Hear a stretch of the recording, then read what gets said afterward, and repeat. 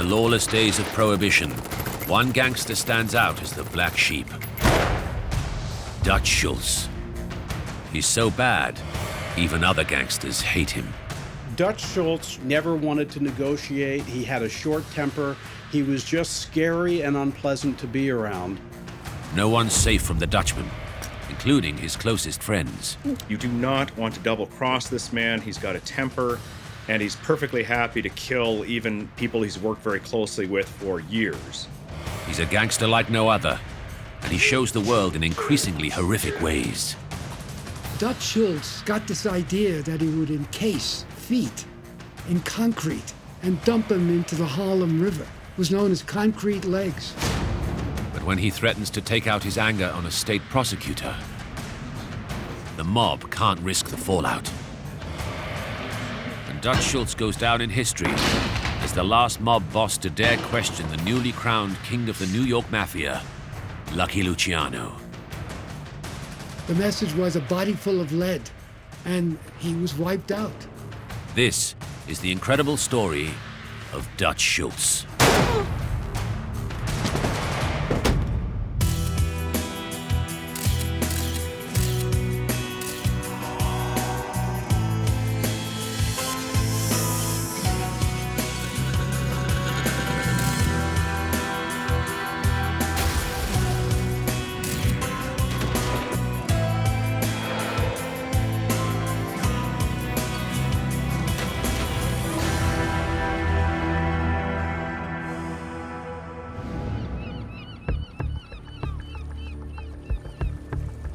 September 1935. One of New York's most feared gangsters, Dutch Schultz, suspects his right-hand man, Bo Weinberg, is plotting against him with a rival mob boss, Lucky Luciano. Schultz is outraged when he discovers that Bo Weinberg has betrayed him. He reacts, explosively, to put it mildly.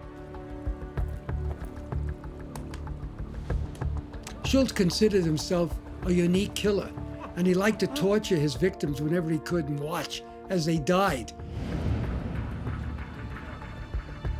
Weinberg isn't just any old member of Schultz's gang. He's one of Dutch's closest friends. And that makes the betrayal even worse. If you were not with him, you were his arch enemy, and you were likely to end up at the bottom of the East River.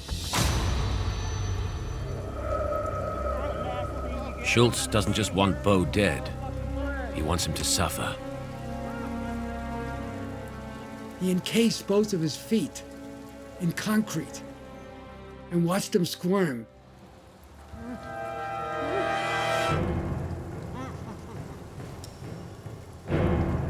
They pulled him towards the edge of the boat, towards the bow, and just tossed him overboard. And he knew he would drown painfully.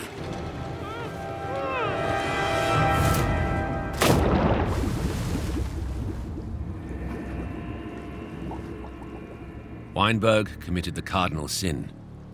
He turned his back on Schultz. And rejection is a wound that cuts Schultz deep.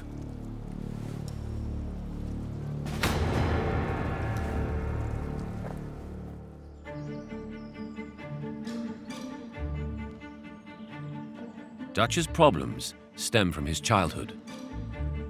As a kid, he was abandoned by his father, and the world would pay for his pain. After a short stretch for petty thieving, the 19-year-old kid is free, and he wants to break from the past.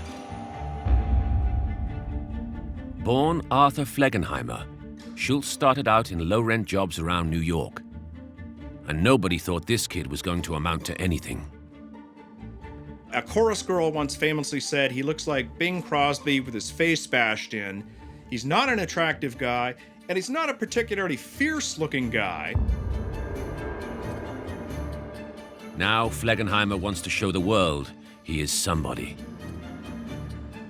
So he joins a street gang in the Bronx and sheds his father's name to start afresh. They all remembered there had been this old-time gangster from a generation before named Dutch Schultz. Why don't you just borrow his name? That has more zip to it. And so, it's Dutch Schultz, not Artie Flegenheimer, who is determined to show the underworld what he can do.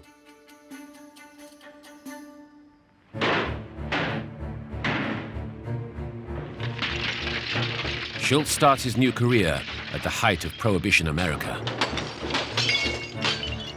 In 1919, the US government outlaws the production of booze. But for those who are willing to break the law, Prohibition means something else.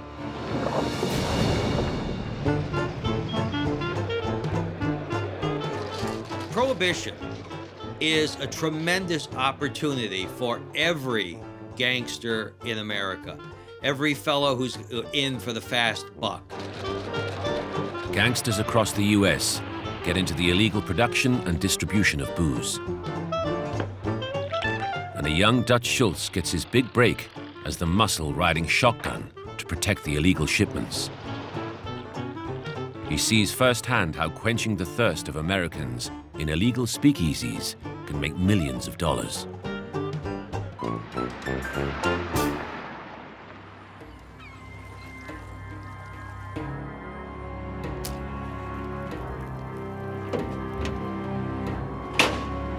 Dutch Schultz learns from the best. The new king of crime in America. Arnold Rothstein is essentially the founder of Organized Crime, Inc. In New York, he is numero uno, number one, the big man, the big bankroll, the guy who puts everything together.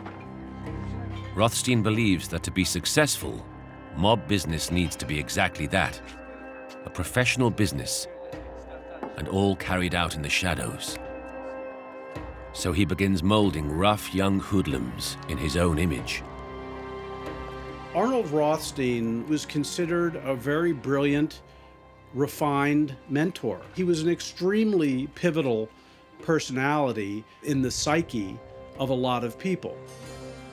In Rothstein, Schultz at last finds the father figure he's been yearning for. But Dutch has a rival. Rothstein is grooming another diamond in the rough, a smart kid with a big future. Schultz meets Charles, quote-unquote, Lucky Luciano, who is an Italian, who's sort of this other striving young gangster. They're both ambitious.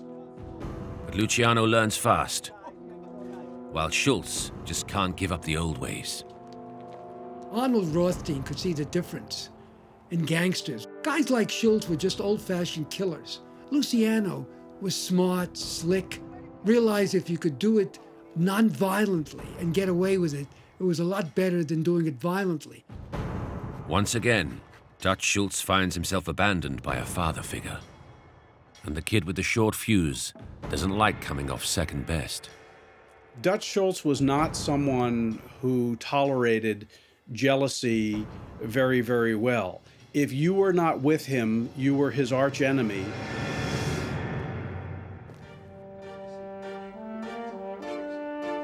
While Dutch is passed over, Lucky Luciano is transformed under Rothstein's guidance. Rothstein teaches Luciano how to move among the Manhattan elite, how to dress with style, not like a street thug.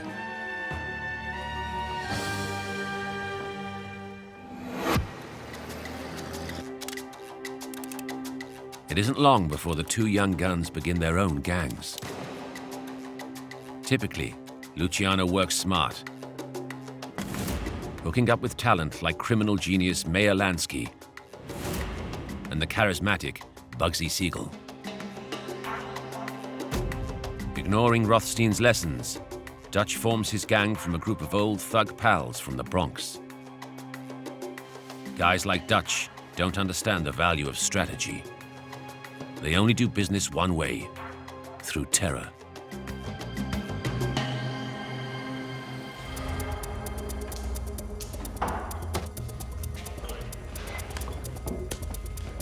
Dutch first sets up with tough neighborhood buddy, Joey Noy. They hire a bunch of thugs, including another childhood friend, Vincent Mad Dog Call. Vincent Cole was one of Dutch Schultz's old street gang buddies from when they were quite young, but even by gangland standards, he was violently unstable. Along with Cole are new pals Bo Weinberg and later Jules Martin. It's a loyal and vicious group, and one of Schultz's first acts is to send a message to the man who rejected him.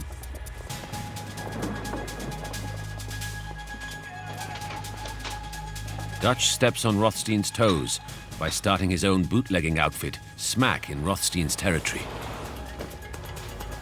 Rothstein's lucrative setup is strictly top-end. He sells only quality imported scotch to the Manhattan elite.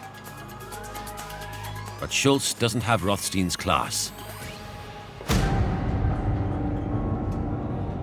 At first, no one wants Dutch's disgusting bootleg beer. Not until they get the Schultz gang sales pitch.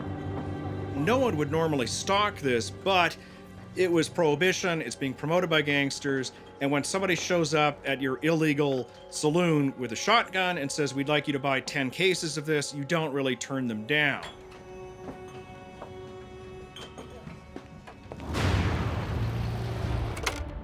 Schultz's rival, Lucky Luciano, is smart enough not to set up without Rothstein's blessing.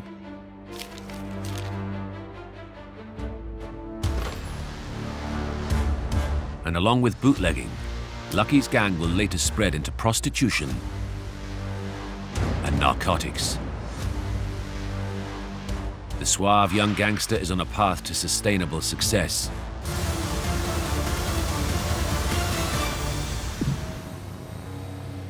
While Dutch resorts to ever more extreme measures.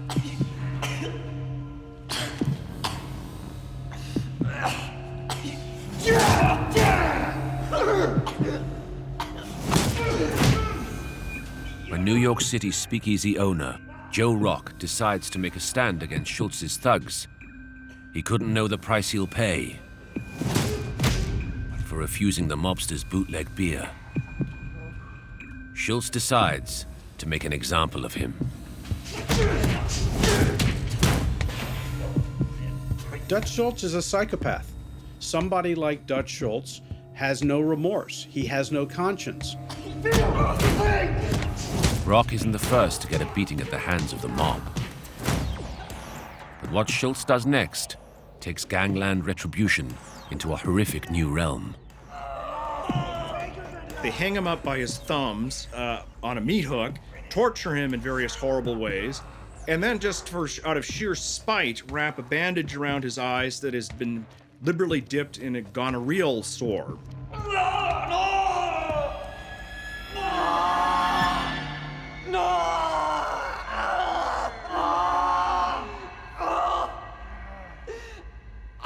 And although Rock's family pay a ransom of $35,000 for his freedom, Rock eventually goes blind.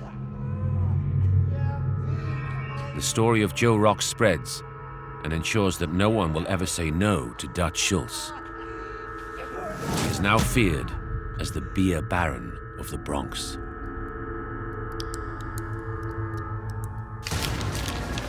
Dutch's brutal regime soon sees his gang making hundreds and thousands of dollars a month.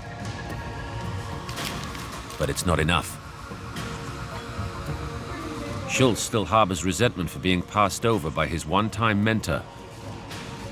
So this time he makes a direct attack on the empire of Arnold Rothstein.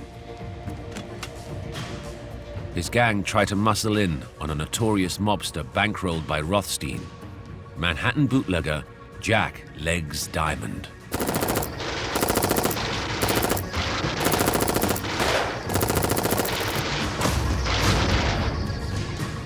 But Diamond won't back down, and Schultz learns that sometimes violence can levy a heavy price.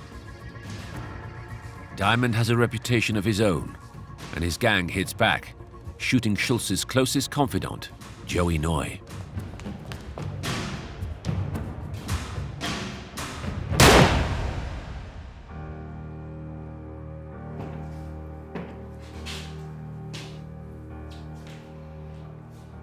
This is one of the few times in Schultz's adult life where he's genuinely upset by something happening to someone other than himself.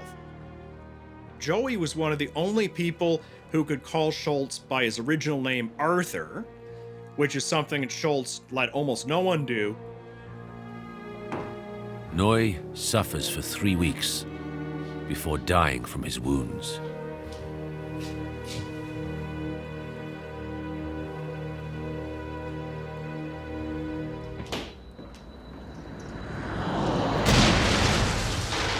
Dutch hits back. Despite several attempts to kill Diamond, somehow Rothstein's man in Manhattan survives each attack. But Dutch's relentless savagery wears Diamond down, and he skips town.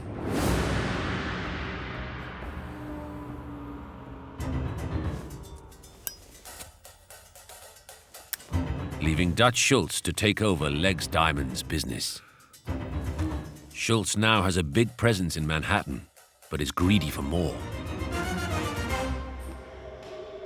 And when his one-time mentor is killed in a shooting, Schultz thinks he's hit the big time.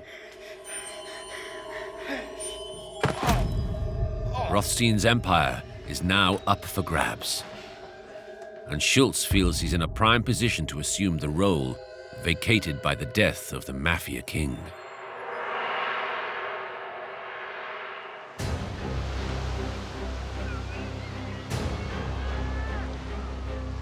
(1929), and when Schultz turns up to a mob meeting in Atlantic City, he discovers that he's not the only mobster with a stake. It's the biggest meeting in the history of organized crime. Top of the agenda is Rothstein's empire. Leading the meeting is Dutch's arch-rival, Lucky Luciano. But Lucky is after more than a slice of Rothstein's organization. He wants to create a legacy in his boss's image. An end to gangland violence and a new era of cooperation between the families. Luciano proposes a new way for the mob to be run like a business, and with its very own board of directors that will come to be known as the Commission. It was composed essentially of the New York families and other families that they welcomed in. And that they would be sort of the security council. Whenever there was any disputes, they could resolve it. Lucky, of course, will be one of the leaders on this new commission. And as a big-time New York boss, Dutch expects to join him. But violent reputations like Schultz's are exactly what the mob now want to avoid. As much as people thought about mobsters that they was all about dominance, the irony is a lot of it was, can you get along with other people? Lucky and other mobsters make sure there will never be a place for Dutch Schultz on the commission. And when Rothstein's rackets are shared out, a large portion goes to Lucky Luciano. Dutch gets nothing. Back in the day, both men were mentored by Rothstein, but Schultz didn't listen. Now the golden boy, Luciano, has everything. And what little Schultz has is about to disappear. 1933, and Prohibition is finally repealed, bringing an end to the mob's lucrative business. The beer baron of the Bronx is left high and dry. He needs a new business plan, and fast.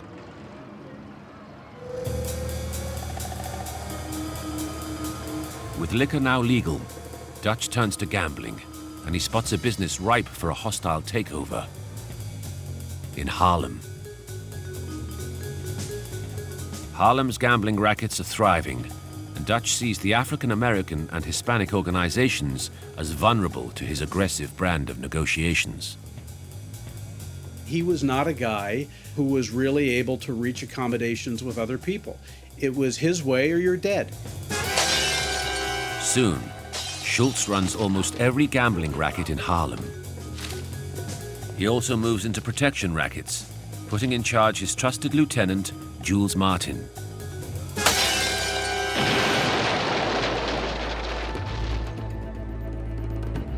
Dutch and his violent gang are back on the up and up.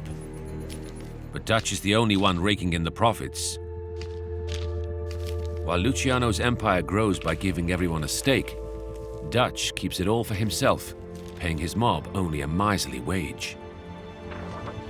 And to make sure no one is ripping him off, Schultz breaks another of Rothstein's cardinal rules. He keeps detailed ledgers of his profits. Inevitably, there's a mutiny.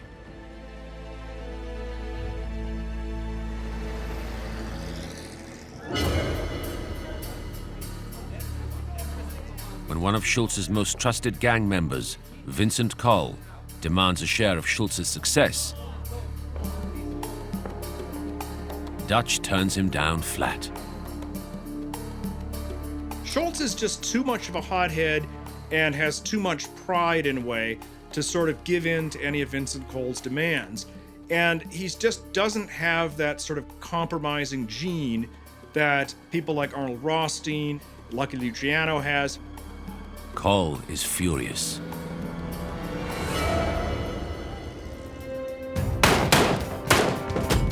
So begins one of the bloodiest feuds in New York history.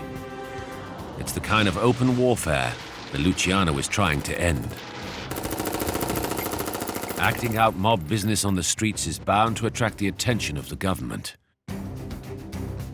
The hothead Dutch Schultz has set in motion a violent chain of events that will eventually lead to his downfall.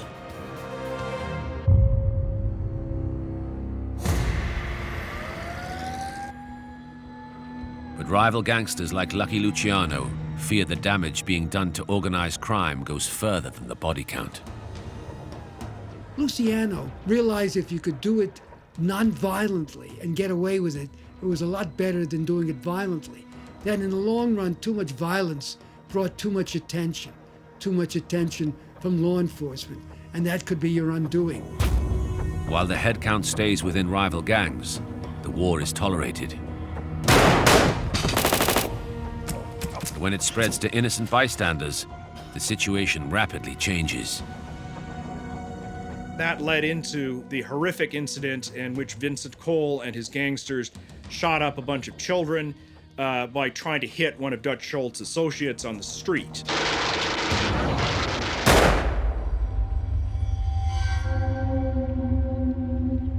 Four children are hit. 5-year-old Michael Vengali later dies in the hospital. In this newsreel, young mourners point to where the bullets sprayed.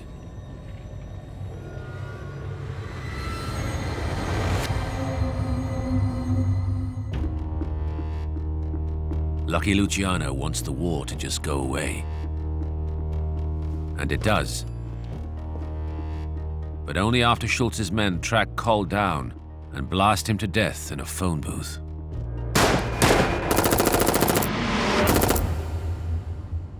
It's a bloody and public end to a bloody and public war.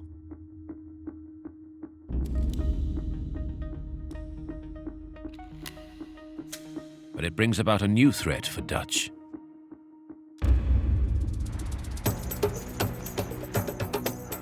Just as Luciano predicts, the government come after organized crime in the shape of new and ambitious Chief Assistant Attorney Thomas Dewey. For 20 years, the underworld has preyed on our people and robbed them, and then frightened them into silence. But now, the day of fear of the gangster is coming to an end. Dewey wants to publicly take down a big-time gangster. But with limited resources, he must prioritize between the two big names in New York: Lucky Luciano or Dutch Schultz. Dutch Schultz was wild. He was highly public.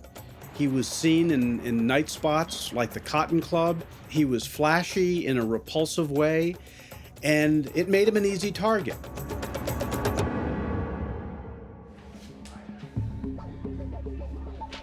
Inevitably, Schultz is seen as the priority target. After the high-profile humiliation of Chicago mob boss Al Capone on tax evasion charges, Dewey goes after Schultz's business records. Big-time racketeers like Luciano and his former mentor, Arnold Rothstein, knew to keep their ledgers far from the prying eyes of the state's taxmen.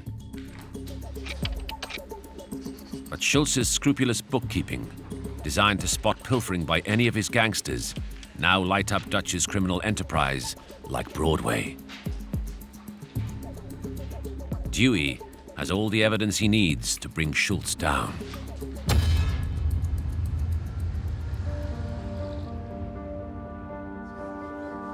In January 1933, Dutch Schultz is indicted for tax evasion and now faces an extraordinary 43 years in prison.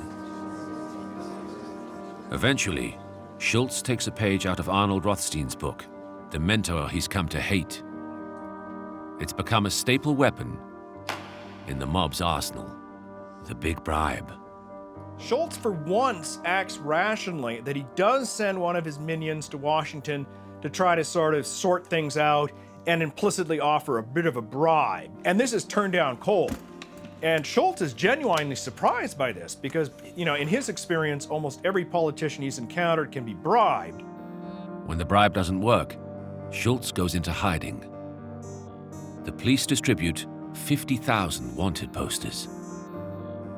And after nearly 2 years on the run, the government declares Schultz as public enemy number 1.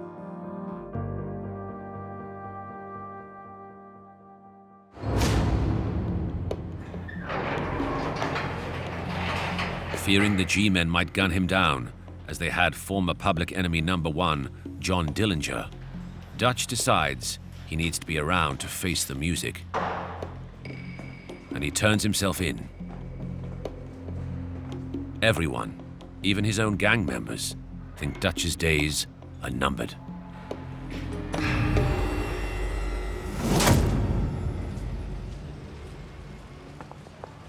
After a persuasive argument by his lawyers, a few days later, Dutch is out, but on a massive $75,000 bail. In the public eye, and with his court case pending, Schultz is free to shore up his crumbling empire. He calls a meeting with his close lieutenant, Jules Martin, to apparently discuss strategy. But Dutch knows only one strategy: death. Dutch has heard rumors that Martin has stolen $70,000 from him. Money Dutch now desperately needs. When Schultz calmly confronts his lieutenant, Martin confesses, but to a lesser amount, claiming he's only stolen $20,000. If he thinks that's enough to buy his life, he's mistaken. He does not react very well at all when his personal associates sort of turn on him. He takes this personally, and he takes this revenge personally. Even with the police and press watching his every step, Dutch can't help himself. Schultz pulled out a gun, put it in Jules' mouth, and pulled the trigger.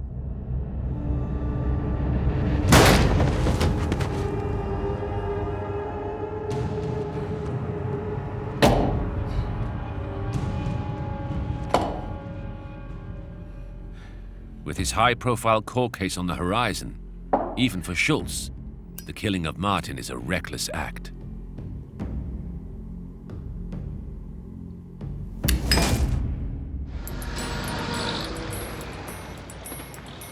Dutch's day in court finally arrives in July 1935. Arriving to face the jury in New York was Arthur Flagenheim, right, more famous or infamous as Dutch Schultz, Prohibition mobster and beer baron. Schultz's trial is the newsreel story of the day.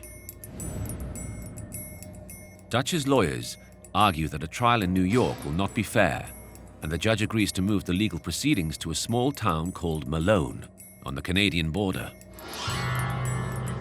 Schultz now does something completely out of character and acts more like his arch-rival, Lucky Luciano.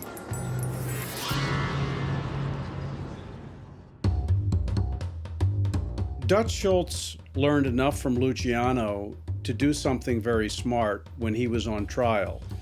He went to upstate New York and he bought the town. He began to bribe people. He began to try to be charming. He ended up becoming quite popular. He became a part of the community. Dutch even employs local lawyers and pillars of the community to represent him.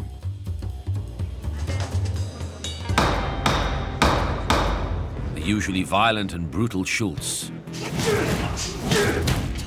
a mobster who's made millions through his vicious reputation, is now gambling his entire life on a different way of gangster business: bribes.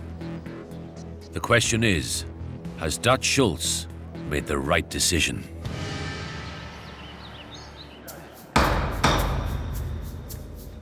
Everyone thinks Dutch is going down, including the members of his own gang. But Dutch's bribes pay off. The jury finds Schultz not guilty. Schultz is genuinely surprised at his victory. And Dutch isn't the only one. The small-town judge is appalled. The judge ruled later that those folks could never serve on another jury. He said this decision is against the evidence.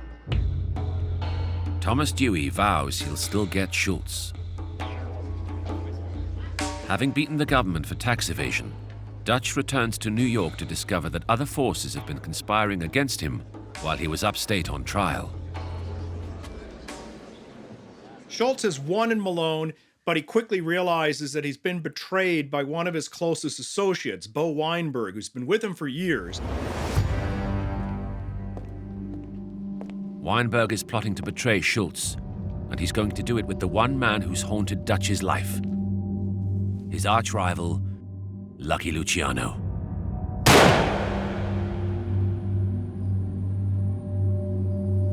Not for the first time, betrayal fogs Schultz's mind, and he loses control. At this moment, there's an enormous amount of press attention on Dutch Schultz. The police are breathing down his neck. Prosecutors are breathing down his neck. Thomas Dewey is watching him very closely. So what does Schultz do? He says, well, let's just kill Bo Weinberg. Schultz discovers that in exchange for a slice of Dutch's empire, Weinberg offers to tell Luciano everything about Schultz's gang business. Dutch is enraged. He liked to torture his victims and watch them while he died. So he got this idea that he would encase Bo Weinberg's feet in concrete and dump him into the Harlem River.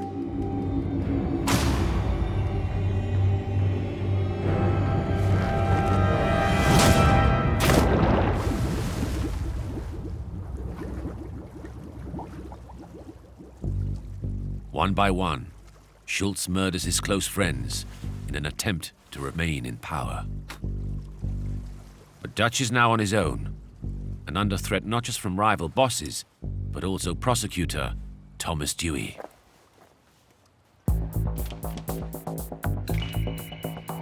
Dewey had his finger pointing at Schultz, and Schultz found out about it. And that turned him into a paranoid, that he knew if Dewey was after him, he might get him. And Dutch Schultz's answer to everything was bloodshed. Schultz doesn't want to learn and turns again to violence to solve his problems. He chooses to hit Thomas Dewey. It will be the highest profile mob hit ever.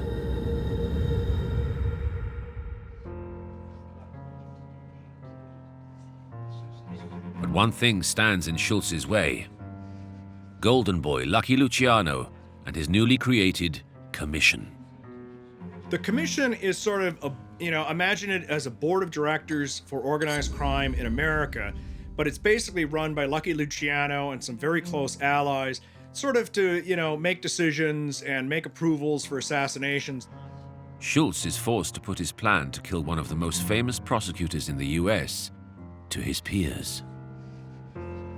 But although Luciano has no intention of allowing Schultz to kill Dewey, he realizes that his former stablemate is too hot-headed to brush off. So, Luciano indulges the Wild Dutchman and commissions the mob's top hitman, Albert Anastasia, to scope out a hit on Dewey. Anastasia spends days casing Dewey's apartment, posing as a doting father, fake pram included. When he reports back to the commission, it isn't what Luciano wants to hear. Anastasia tells the meeting he can hit Dewey when he makes his morning calls from a phone booth outside his apartment. Dutch thinks he's got the go-ahead he needs. But then Lucky talks to the other mob bosses. Luciano said, if he kills Dewey, he'll bring the whole world down around our ears. The whole world will drop on us here. We can't let him do that.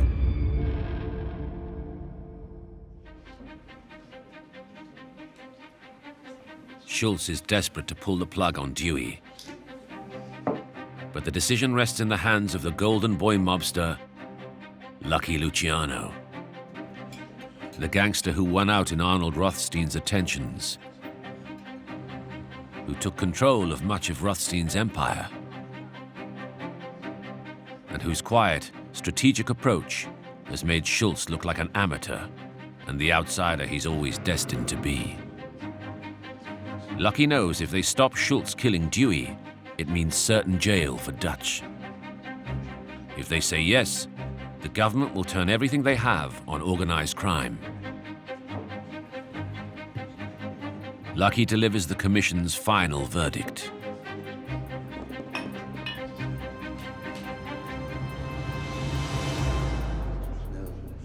It's a no. Schultz is appalled, and he feels again a sense of betrayal. Schultz just completely loses his temper, basically loses his mind, and says, I don't care what the commission has to say, I don't care what Lucky Luciano has to say, I'm going to do this myself. The commission now have to decide what to do with Schultz. When Dutch Schultz leaves the room, the commission knows they have a problem, and they know what the solution is. And the solution is to kill Dutch Schultz. Having dared to question the authority of the newly formed commission, Schultz has signed his own death warrant. The only question now is, will the mob get to Schultz before Schultz gets to Dewey?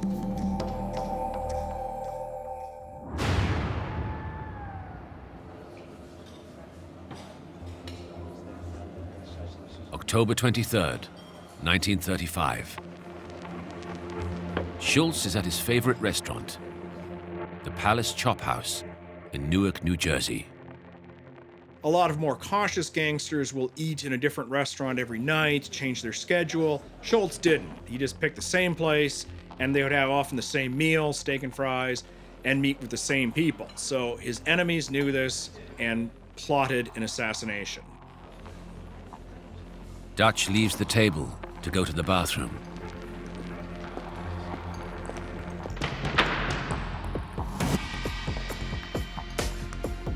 Moments later, two men enter the restaurant. Hitmen Charlie the Bug Workman and Emmanuel Mendy Weiss pull out a .38 caliber revolver and a double-barreled shotgun.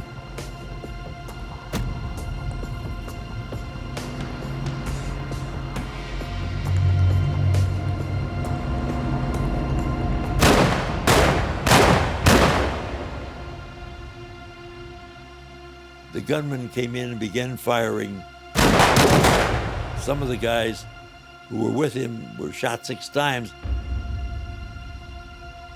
But the killers can't find the man they've come for. The killers didn't know exactly where Dutch was. And they went into the bathroom, and Dutch was there, and so they just blasted him.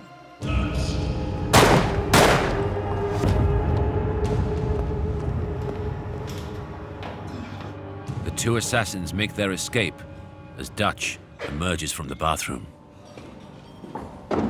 Schultz stumbles over to a table, sits down hard as if he was drunk, and then splays his face and arms on the table. He's still wearing his fedora and his overcoat. This photograph of this becomes a gangster classic. Schultz is still alive. Just. He's rushed to the hospital. For Luciano and the Commission, this could be a catastrophe.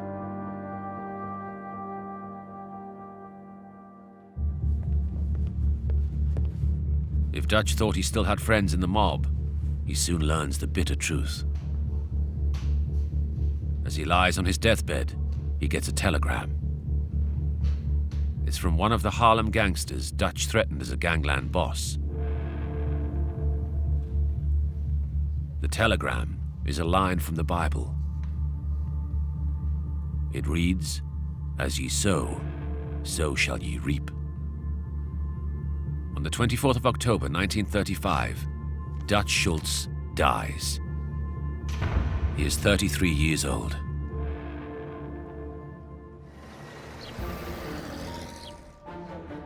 Luciano and the Commission meet after Schultz's death to quietly divide up his empire. The immediate beneficiary of Schultz's death is Lucky Luciano, because he's the unofficial head of the organized crime in the United States. His peers, they sort of carve up Schultz's empire, and Lucky Luciano helps himself to a nice big portion. Dutch lost everything because he didn't see how the mob was changing. Dutch Schultz was hated because he was unpredictable. And the thing that these guys did not want at that time in history was somebody who would end up killing them. Schultz didn't see how Luciano wanted the mob to work together, out of the public eye. Dutch was simply bad for mob business. Too public, too selfish, and ultimately too dangerous. Dutch Schultz has entered mob history as the boss everyone loved to hate. A black sheep who made many enemies and invented cruel ways to kill them. Dutch was wild and defiant and killed, without even thinking. Dutch Schultz was the last mob boss to think that he alone could stand up to the might of Lucky Luciano and the American Mafia. And he paid the ultimate price.